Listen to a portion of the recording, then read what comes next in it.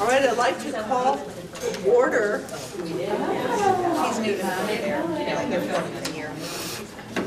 I'd like to call to order what Elizabeth Farr pointed out to me is the 50th and last meeting of the Mount Abraham Union High School District number 28. That means annual meeting.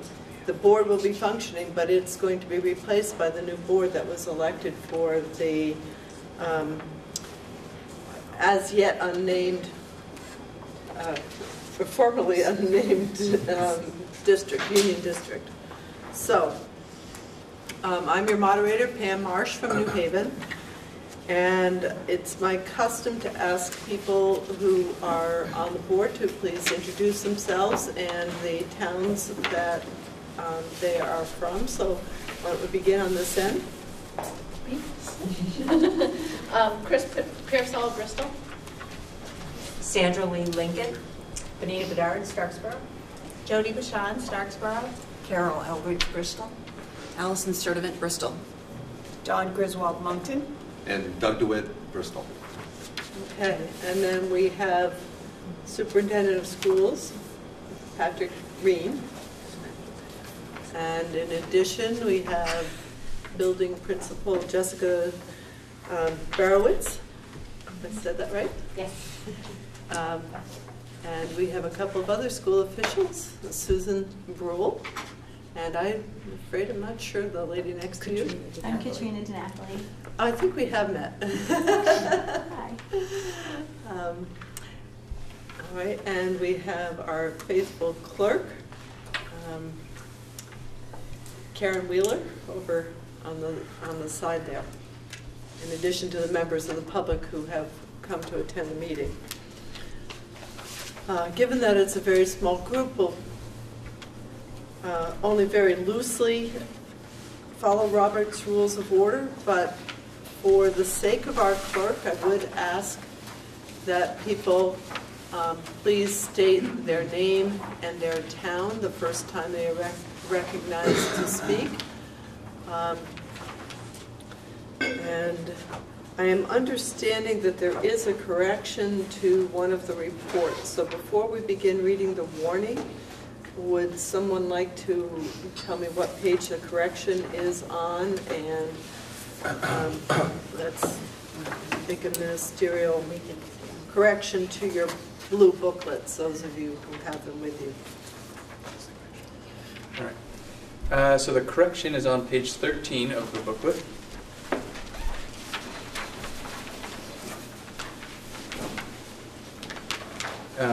And there's a continuation from page 12 that's missing on page 13. So you can see several lines on the bottom of page 12, and then it's sort of without the subtotal as the other categories have. It just jumps into a new subcategory on page 13. So at the top of page 13 there are a few lines that are missing. The first line is a tuition to area vocational centers.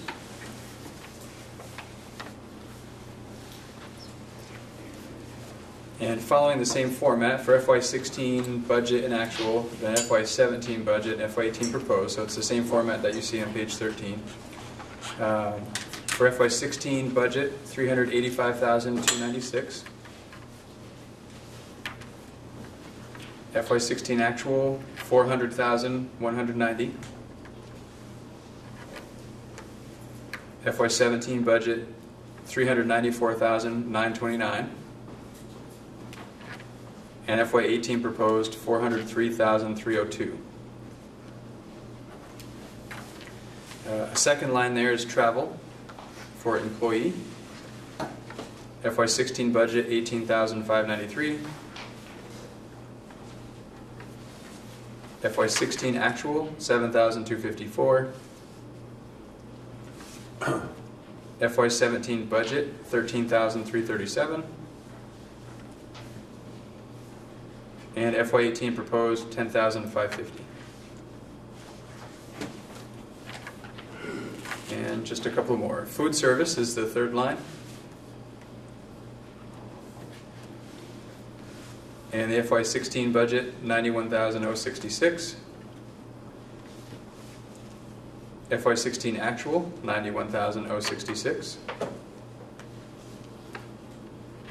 FY17 budget, $88,169. And the proposed FY18, $79,783. And the last one is services purchased from Vermont School.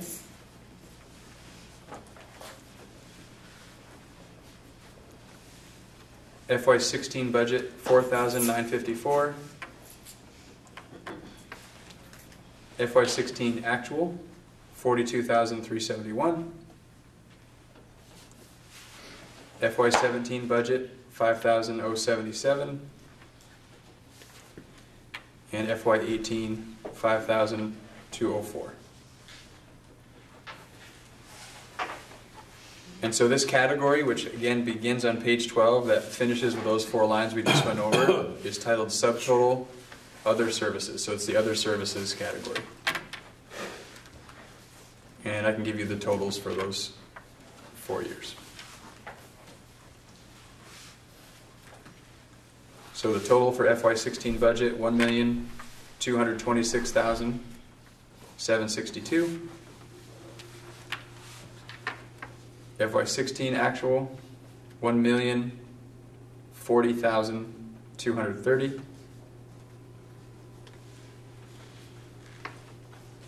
FY17 budget, $1,080,120. And FY18 proposed, $1,082,301.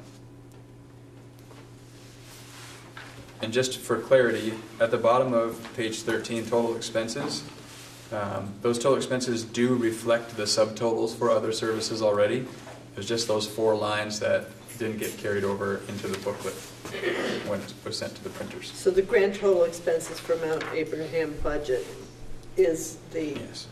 includes those items. So that FY18 proposed, $12,929,000, does include the subtotals from other services. Yes. Patrick, under services purchased from Vermont Schools, FY16 actual, did you say $42,371? Correct. Okay. Thank you. All right. So we'll begin with the warning, which is on page 35 of your blue book. The voters of Union High School District Number 28 are hereby warned and notified to meet at Mount Abraham Union High School in Bristol, Vermont on Tuesday, February 28, 2017 at 7 p.m. to discuss and transact the following business. Article 5 requires a vote by Australian ballot to take place on Tuesday, March 7, 2017 at the annual polling places of the respective towns at hours conforming to those of each town. Article 1 is to receive and act upon the reports of the Union High School District officers. Those are the reports that are contained in your blue book. Is there a motion on Article 1?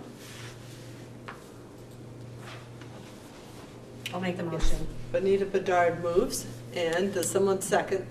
I'll second. Chris Pearsall seconds. Then we adopt these reports. All right, is there any discussion with regard to the reports?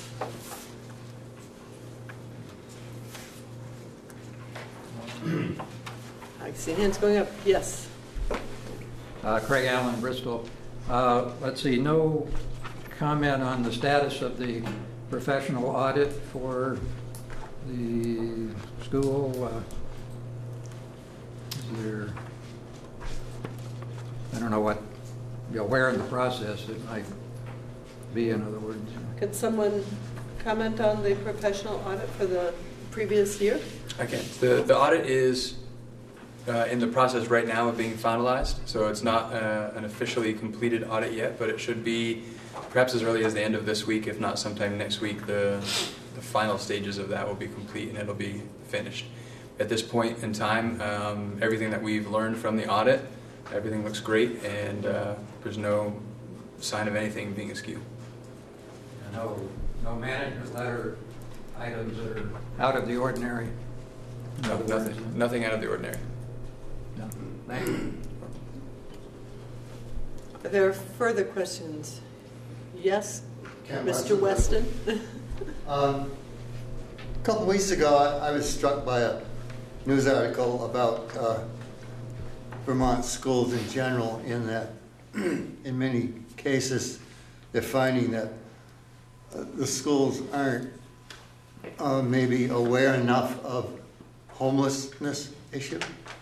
And do we have an issue in this district? And if so, are we able to deal with it and understand it?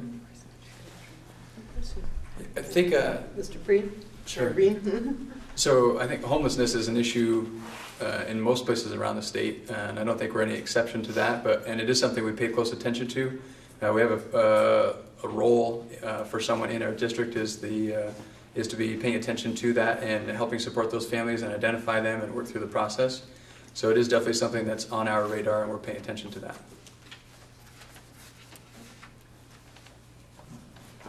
Are there further questions with respect to the reports in the Blue Book?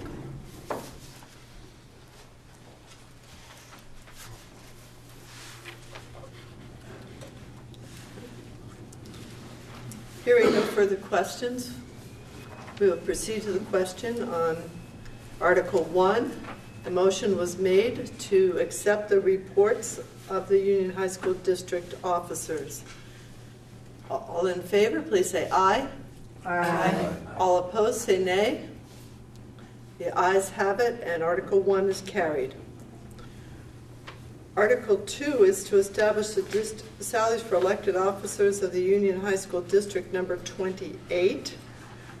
I would point out, with respect to some of us, become redundant because we don't exist in office after this meeting. That would include myself as the moderator of the Union High School District, and perhaps Ms. Wheeler as clerk of the Union High School District. But the board establishing salaries for the board and the treasurer, I think, is necessary. Does anybody disagree with respect to Ms. Wheeler's role? Yes, Mr. I think a clerk would still be needed going forward. A clerk is still needed going forward? Okay. And I think there's still, at least for myself, I think there's some question around an annual meeting for next year. Curious about, because the school board will still exist through all of next school year. So what the annual meeting would look like, I think there's a lot of questions about, but there may still be a need for an annual meeting. So that's something I have to get some clarity on. So my recommendation would be that we continue to elect a moderator, clerk, treasurer, all the same positions, and maintain the salaries that we have offered for those positions moving forward. So the motion was made by Mr. Reen to elect the same officers in case we do have an annual meeting next year, and to keep the salaries the same. Is there a second to that motion? I'll second. Okay, seconded by Benita Bedard. Is there further discussion of that? I can just clarify what those salaries are. So board members are currently $1,000 with $1,500 for the chair, moderators $50, clerk $100, and treasurer $2,100. And auditor, I don't have. $10. $10 an hour, I believe. Yes, $10 an hour. So does everyone understand what the question is on Article number 2? The motion was made and seconded to establish the salaries of the moderator, clerk, school board members, and treasurer and auditors at the same level as they are now, that being $50 for the moderator, $100 for clerk, $1,000 for the school board members, $1,500 for the school board chair, $2,100 for the treasurer, and $10 an hour for the auditors. All those in favor, please say aye. Aye. All those opposed, say nay. I forgot before we began, is there any objection, should it be appropriate, to allowing Ms. Jessica Barowitz to speak at our meeting, even though she is not a member of our school district? Hearing no objection, you will be allowed to speak as needed. So, okay, now we have to elect officers for following nominations from the floor. For moderator, clerk, treasurer, auditor for a term of 3 years. Seems excessive, but I guess as long as it exists, with the realization that some of these positions may not in fact be needed next year. Why don't we take nominations? Nancy. Nancy Cornell from Starksboro. I nominate Pam Marsh for moderator. Okay. You can nominate for any position, so go ahead. Yes, Benita. I'd like to nominate the whole slate as a The existing slate. Be re-elected? Yes. Okay. Ms. Cornell, will you accept that as a friendly amendment to your motion? Sure. Okay, so we will consider the motion to re-elect the current slate of officers. That is, as long as the people in that slate are willing to continue in those. The only one we don't know about, maybe we should separate an auditor for the term of 3 years, unless. I don't have anybody right now. Well, Mr. Allen, your term is expiring. Are you willing to re-up? Yes. Okay. So, and I understand there's a vacancy in that position too, which may mean that an auditor needs to be appointed by the board. But, okay, so Mr. Allen is willing to have his name renominated. So, given that, is there any discussion? I'm just confused about what the nomination is for auditor. It would be Mr. Allen, because his term expires now. I see. Oh, I see. Okay. So clarifying that, because the auditor we would have elected last year, it appears not to have served. It seems to be an empty position. Excuse me. She declined. Declined to. Was she elected in absentia? No, she declined to rerun, and you decided not to have the position, in a sense, was my. Aldridge nominated Betty Farr. Betty Farr declined. No further nominations. Okay. So we So it's didn't have empty. any nominations. Right, for that one. Okay. So, What do you think? yep, that's what the minutes. So we at least have 2 out of 3 auditors. So just to clarify the motions, we would be re-electing, the motion was to re-elect the current officials, and I want to clarify that Mr. Allen's term would have been expiring, so we would be electing him rather than trying to elect Ms. Farr, who declined last year, as auditors. So it would be myself as moderator, Karen Wheeler as clerk. Are you the treasurer too? Yes. Karen Wheeler as treasurer, and Craig Allen as the auditor for a term of 3 years. All those in favor, please say aye. Aye. All those opposed, say nay. The ayes have it, and the slate is elected. Now, Article 4 is also a bit of an anomaly, because last year we elected a community representative to serve on the Hannaford board for a term of 3 years. However, my understanding is that he has not actually served at all. That was Mr. Frossalone. He did one meeting. Oh, he attended one meeting. The chair would propose to elect a new community representative if there is someone who is here and interested in serving. And if Mr. Frossalone objects to that, then he could contact Ms. Griswold, who has reached out to him to try to ascertain his interest, and he has not responded. So, does anyone wish to overrule the ruling of the chair regarding this article? Then we will proceed to elect community representatives to serve on the Patricia A. Hannaford Regional Technical School Board of Directors for a term of 3 years. If we receive no nominations, then this board, Mount Abraham School Board, will appoint a community representative. Are there any nominations for the position of community representative for the Patricia Hannaford Board?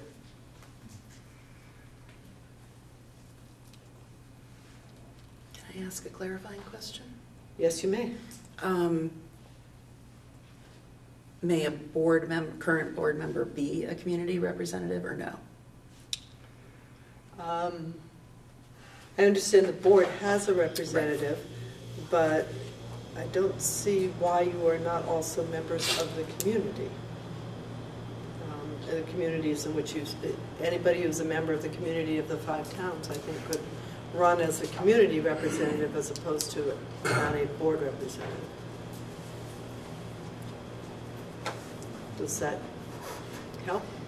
Yes. Could we be reminded about the commitment for the position? How many meetings a month? Or? I'm the current rep on the Mount A board. You're the group. I can answer that. Okay, great. It's 1 meeting a month, the second Wednesday. And currently we are in our superintendent search. So we have a screening committee. So I don't anticipate that the board would meet more than their regular meetings because the screening committee is taking care of reviewing the applications and bringing forth candidates. Yes, Nancy Cornell. Well, if we don't get a nomination from community members who are not board members here tonight, I think it would be preferable to try to find a non-board community member just to get more people involved in school matters if we can. I know it might not be possible, but I think it would be preferable to nominating a board member to start. Is there anyone who wants to make a nomination or a self-nomination? Don't be shy if you do. If you don't, we'll just not elect anybody, and the board will try to search and find somebody who's not here tonight that might be willing and able to serve.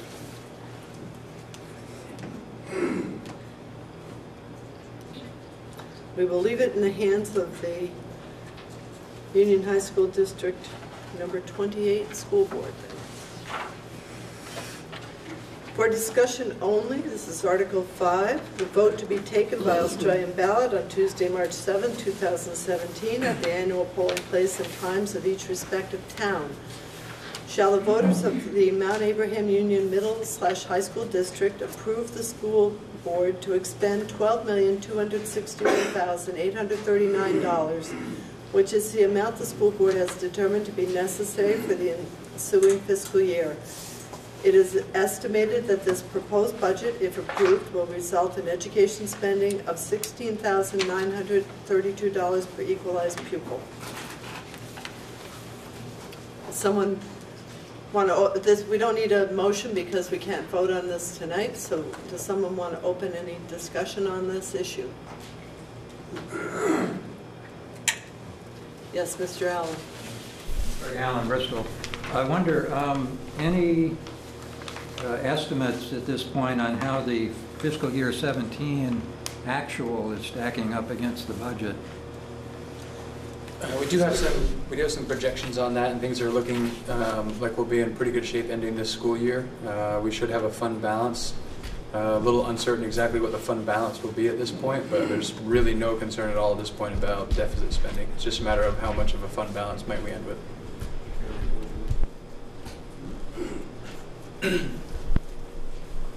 Yes, Ms. I Cornell. wonder if someone can speak to what the goals of the budget are in terms of our students.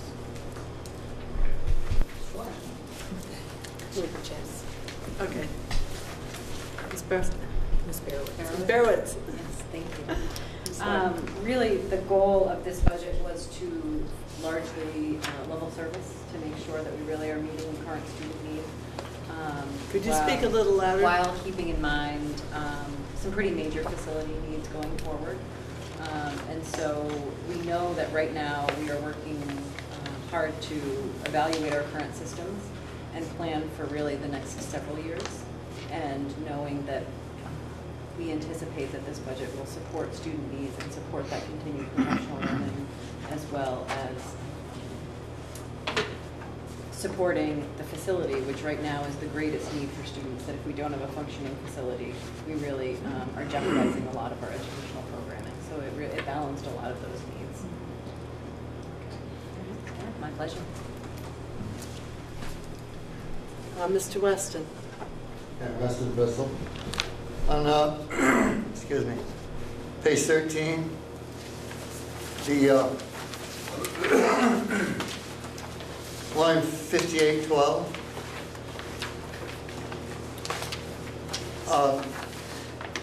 I realize that the name has changed. It's not any longer the Headmasters, it's the Vermont Principals Association. But I was wondering why there was no money budgeted for that donation this year.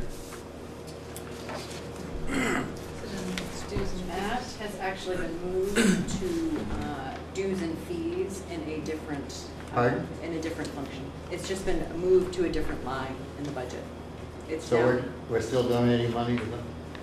it is for membership for administrators, which comes with a lot of support and professional development opportunities. So is that in line 5811 now? It is The line now. 5811 is, so there are several sections in the detailed budget that are 5811s that speak to dues and fees, because there are dues and fees paid on teachers' behalf for national organizations and things, and included in that would be the Vermont Headmasters as well. And that also allows us to be sort of part of the VPA athletics. So it's the principals' contribution to that and for their support, but it's also bigger than that in terms of supporting school and athletics and whatnot for the VPA. So it's one part of line 5811. Correct. Mr. Weston. Well, I'd like to follow through on that question now that I know where the money's going. I guess this question's been raised before, but the headmasters do a lot of advertising.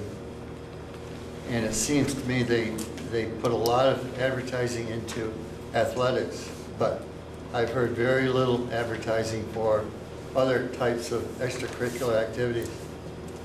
And it seems to me that that organization is so oriented towards sports that they sometimes ignore all the other important non-scholastic parts of our education. It seems though we should be putting some pressure on them to change that.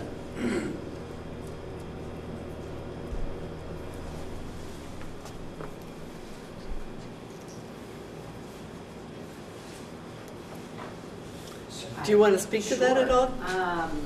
I think their focus has been athletics, I think, because they're organizing a lot of the events that all schools in the state compete in, whereas extracurriculars and co-curriculars differ school by school. I think we've done a really good job of making sure we invest our resources in a full offerings of co-curricular activities such as theater, music, clubs. So I think we're trying to do internally what perhaps VPA could also support in the future. Yes, Mr. Allen. If I could comment, I mean, I don't hear any of that. I listen to WDEV,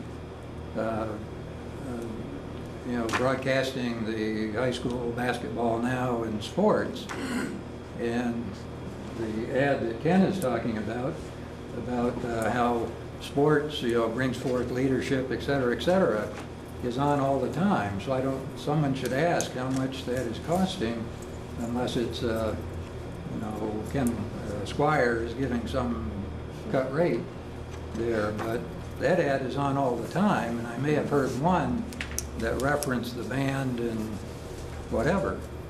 This is not some, you know, little small issue potentially. Plus, you've got, you know, all we hear nationally are all the abuse issues from the football players and so on. That certainly does not give a very good representation of what athletics is providing, you know, the higher education, the folks that leave high school and then go on to be pressured by their coaches at the college level. Does anyone want to respond to that? I'm a little curious if the silence up by the folks who are dealing with the budgets, or Patrick, who has to be a little more involved in spending the money. So VPA's focus for years has been athletics. And I don't know what say we have over what they choose to focus on, except for participating and being affiliated with VPA. We could choose to not send dues, which then means our athletics programs may not be eligible for any VPA-sponsored events, like the postseason events and things like that. So we would have to weigh those things. But in terms of our ability to tell VPA what they do or don't focus on, I think it's pretty limited. Lots of hands. First Mr. Weston and then Mr. Well, this issue came up a couple of years ago, and it was very obvious soon after that there was some other advertising that was including liberal arts and music and things like that. And it lasted about 6 months and then it disappeared again.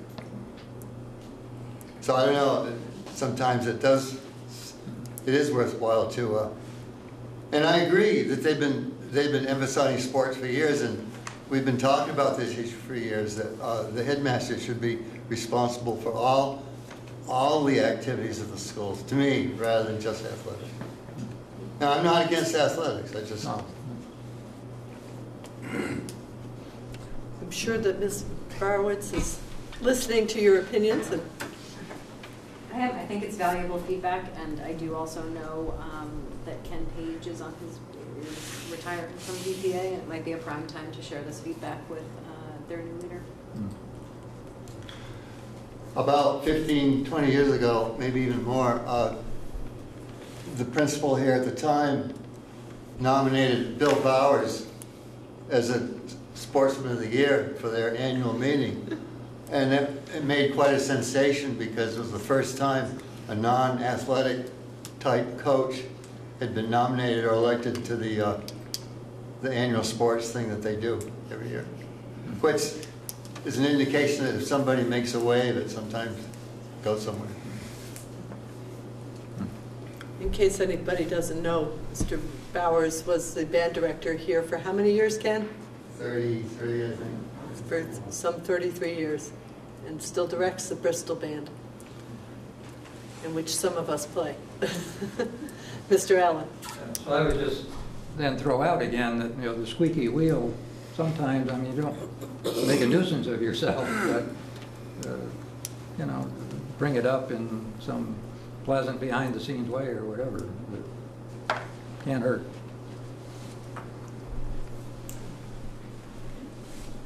Are there further comments, Mr. Allen? If no one else does. I am curious about the legal expenses lines, which for the... What page are you on? Which would be, what is it, page 12, up at the top right, or left, I'm sorry, 5361 at 15,000 for the new year, and page 30 for the supervisory union. Let's see, at the bottom left, 5361 for another 15,000 for the budget, the proposed fiscal year 18. Given the legal difficulties that the supervisory union is in at this point, is that really adequate? And I'm not, the supervisory union,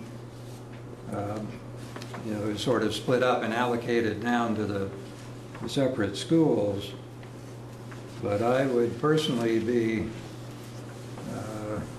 it's probably too late, but I would certainly be expecting far more impact on your budgets than that at this point. We're not expecting far more than that. We feel confident with those figures that we budgeted. I believe the supervisory union budget is already fixed and is just sent out to the towns at this point. The Mount A budget, if you don't like the number, I guess you can vote the budget down. Well, just to be aware that mentally, and I hope, Patrick, you're right, but to sort of mentally keep something aware. Is there further discussion of the budget that will be presented to the voters next Tuesday? Yes, I don't know your name. I'm Liz Sayre, and I... Liz Sayre? Yep. S-A-Y-R-E? Yes. Yeah, thank you.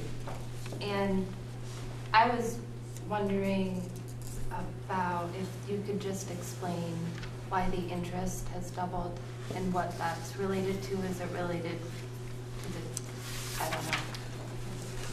Could you say what page and line you're on? Page 13, 58, 35. Not that that is something you can change, but why that? Sure. That's so there's a direct correspondence. So this is on the expense side. So it used to be the practice was only so we earn some interest for money that's in the bank, and we pay some interest on things that we have to borrow. And so it used to be the practice was to only show the difference. And so now the practice is to show the total expense and to show the total revenue. So what you'll notice is on page 15 at the top, those numbers, so the second line down, investment income, those numbers correspond to the line you're referencing on page 13, and they do so over the past few years. So it's sort of an in and out kind of situation. Thank you. You're welcome.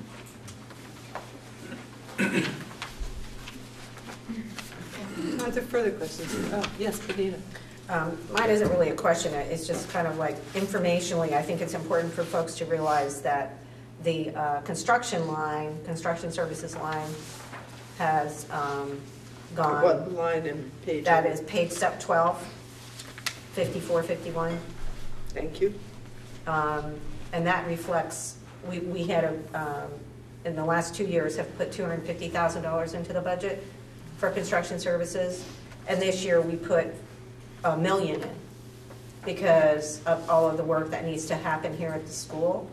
And one of the things that we heard during the renovation project a few years ago was, well, why the heck aren't you putting money into the school when you need to put it into the budget? So I just wanted to point out that that's what that number is, and so folks understand that that's not, that's where that dollar figure came from.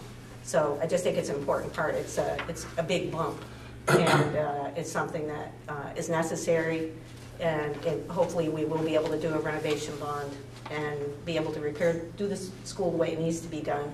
But at least this is a part of it. It's a beginning.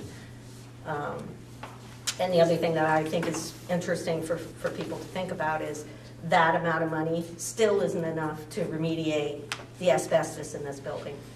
So it seems like a lot of money, but it's going to go fast, and it's probably not going to show that much. So just so that people are aware of that. Mr. Allen. I wonder then, wouldn't that tend to indicate that the interest expense would go up?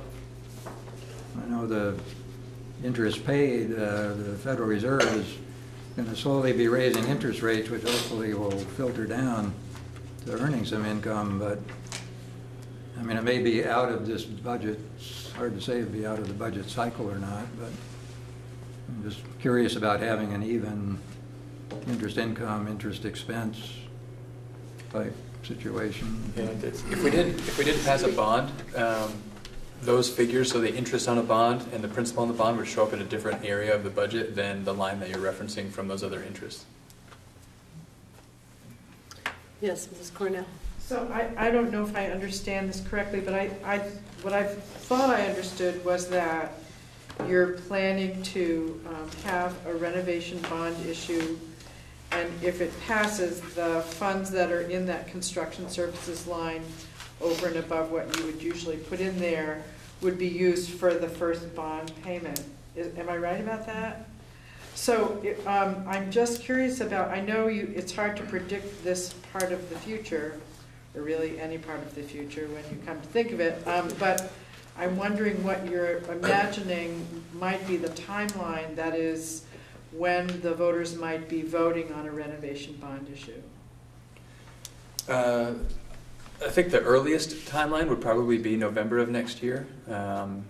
Whether or not that's feasible, I think, has yet to be determined, depending on the scope of the work before the committee that is now formed. But the committee will be meeting March 22nd, I think, is the first meeting. And their charge is by August 1st to have a proposal to me as superintendent, so that in August I can make a proposal to the board. And part of that conversation, part of the proposal will be when it makes sense to be voting on a bond. I can't imagine it would be earlier than November. So you're going to try to hold those funds until you know whether you're going to be spending them on a bond payment or on sort of... The first bond payment would probably be in the next fiscal year. I'm sorry? So the first bond payment, if it happens in November that we are able to go out for a vote, and that vote is in the affirmative, I suspect our first bond payment wouldn't be until FY19. So you wouldn't be able to use these funds? So these funds, right, so if the thinking is we would be looking at some projects that would need to happen regardless of what happens with a bond. So asbestos abatement is one of those things that if we can spend this money to get rid of some of the asbestos, that's work that would have to happen by regulation if we did a major construction project here. So that's money that we can kind of get out, we can spend wisely should a bond happen, and it's something that's good to be doing anyway. So we're looking at projects that, regardless of whether the bond passes or not, it'll be money well spent. If the bond doesn't pass, we can start looking at some projects and chipping away at some things that we would have done with bond money. If a bond does pass, then this money would be applied in future budgets, not just a single budget, but in future budgets to the bond principal and interest. Oh, I see. That's different from what I understood. Okay.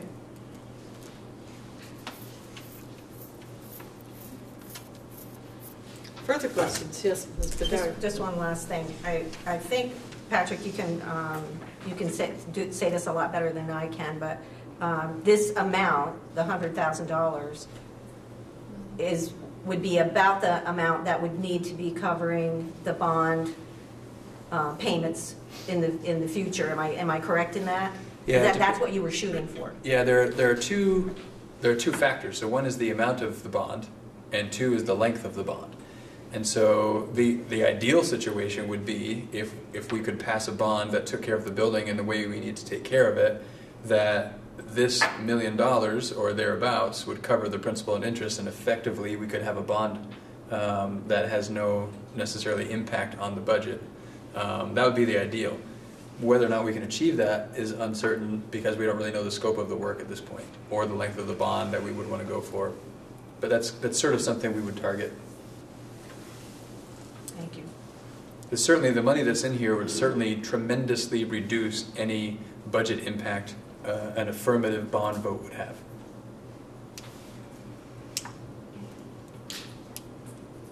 So it wouldn't be as though this $1 million stays And on top of that, we have a bond principal and interest payment to make.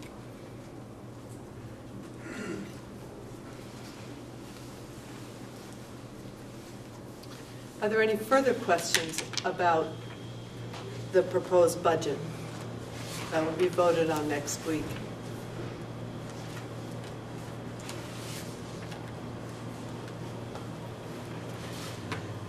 All right. Well, hearing none, we will move on to Article 6, which we have to vote annually, to see if the voters of Union High School District will authorize the Union High School District Board of Directors to borrow money by issuance of a note payable, bonds or notes not in excess of anticipated revenue for the school year, as provided in 16 VSA Section 562, subsection 9. Is there a motion with respect to Article 6? I'll make the motion.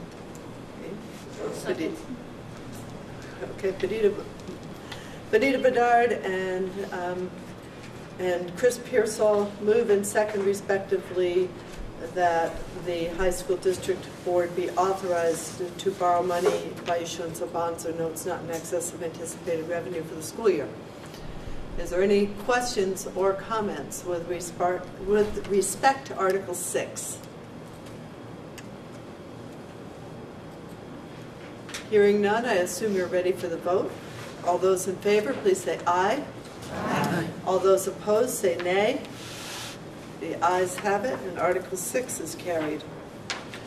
Article 7 is to transact any other business proper to come before said meeting. I wonder if Ms. Farr wants to show the minutes. Oh. Well, while cleaning out my mother-in-law's old A little louder if you can. we found a copy of MAUSD's first budget, 1967. Wow. The budget for the year is $560,000. Nice. So, Pat, if you'd like a copy for your office, I absolutely would love a copy, yes, please. It's kind of interesting. Yeah. Thanks, Daddy.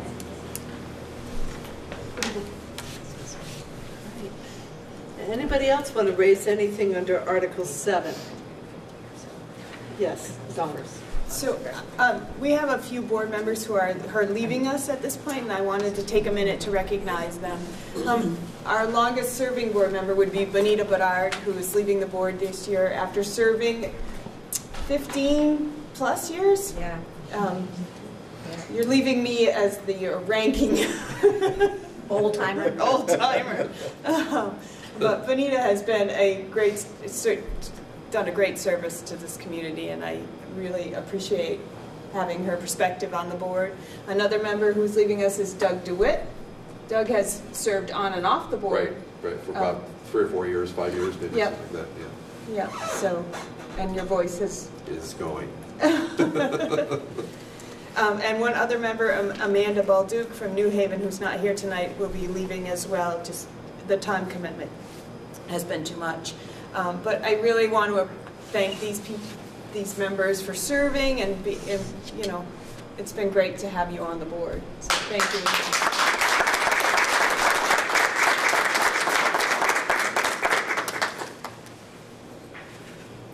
Is there any further business to come before this meeting under Article 7?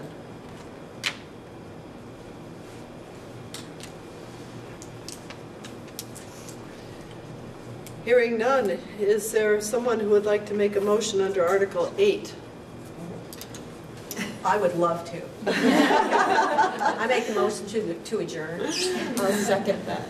The motion made and seconded to adjourn this meeting. All those in favor, please say aye. Aye. All those opposed, say nay. And the meeting of Union High School District number 28 is hereby adjourned.